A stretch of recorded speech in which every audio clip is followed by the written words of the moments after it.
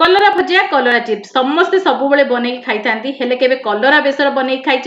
खाइबा को अति स्वादिया लगी थाए आउ खरा दिने कलरा बेसर जदि केबे बने ना बन थरे खातु पूरा मजा आसीज गरम पखाल सबुथ जमीब खास कर जो मान घरे डायबिटीज पेसेंट अच्छे से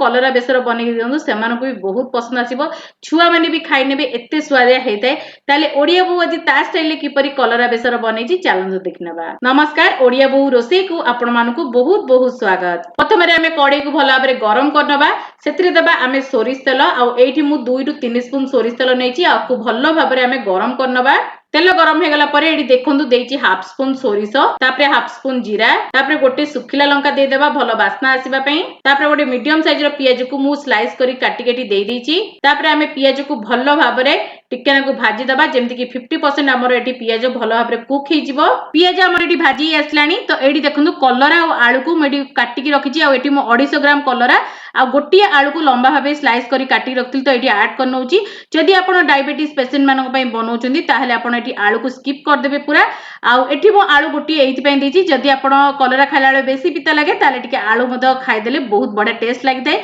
आउ आलू द्वारा गोटे बढ़िया टेक्सचर मधे आस्ताय तरकारी तेणु करी मेडी देची तबे आलू कलरा को आमे हाई फ्लेम रे 1 ରୁ 2 मिनिट भलो भाबरे एठी भाजी नबा जेमति कि एक्स्ट्रा पानी अंश तार मरि जिवो तापरे एठी दोची 1 ରୁ 2 टी बड़ टमाटर जा द्वारा कि गोटे खट्टापण आसीबा हमर कलरा रे आ पिता अंश बहुत कम जणा पड़िबो तापरे एठी देखोदु देची हाफ स्पून हळदी भलो कलर पई तापरे एठी दे देची हाफ स्पून काश्मीरी लंका गुंड तापरे दे देबा स्वाद अनुसार लूण एबे आमे सब जिंस को भलो भाबरे मिसै दबा आ टिके आमे कुक करबा जेमति कि हमर आलू कलरा पूरा 70 to 80% भलो भाबरे कुक हे जिवो ता भितरे आमे गोटे बहुत ही बढ़िया मसला तयारी करबा पई मसला बनिया पई आमे एठी दबा 2 स्पून सोरिष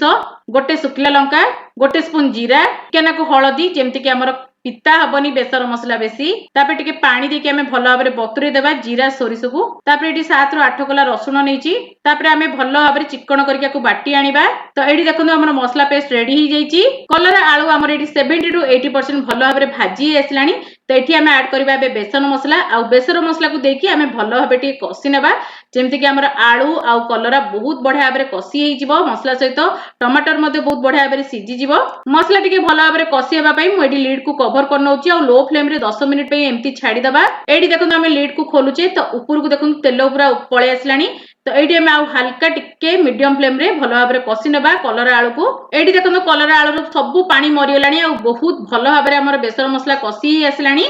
तापर एठी मु ऐड करूची गरम पानी जे द्वारा कि हमर बहुत बढ़िया भाबरे कलर आलू माने सिजी जिवो आ बहुत बढ़िया टेक्सचर मध्ये आसीबो तरकारी रे तो एठी मात्र मु गोटे कप पानी रो यूज करची आ एई पानी को देकी आमे भलो भाबरे कलरा आलू मसला को सिजीबा को दबा आ पूरा जुगजुगिया हैला पर्यंत आकु रांदिबा तो एबे मु आकु मीडियम फ्लेम कर देबी आ पूरा भलो भाबरे फुटिया को छाड़ देबी एठी देखंतु बहुत बढ़िया भाबरे हमर पानी मरि आसलानी तरकारी मध्ये पूरा बहलिया हे जाईची पूरा जुगजुगिया टाइप रो हे जाईची एई भलिया रहइबा दरकार एई भलिया रहिले हमर तरकारी खाइबा को बहुत ही पसंद आस्ताय जदि आपन को टिके ड्राई पसंद ताले आपन आउ टिके झोल को मारी पारिबे आउ टिके ड्राई बनै पारिबे तो किंतु एमिति टिके तरकारी स्टैंडर्ड टाइम पाइला परे पूरा बहलिया हे जाइते तो एबे आमे आको स्टैंडर्ड टाइम देबा आउ तापरे सर्व करिबा एठी देखंतु केते सुंदर हमर कलरा राई रेडी हे जाइची आउ जदि केबे आपण कलरा राई बनै नाहति निहाते बनांतु खांतु आ केमति लागिला कमेंट सेक्शन में आपनकर मतामत जणाई पारिबे आ जदि किछि नया रेसिपी देखिया को चाहउछथि कमेंट सेक्शन में लिखि पारिबे आपण माने मो वीडियो को को जगह रु देखुछथि कमेंट सेक्शन में लिखि पारिबे मते बहुत ही भल लागिवो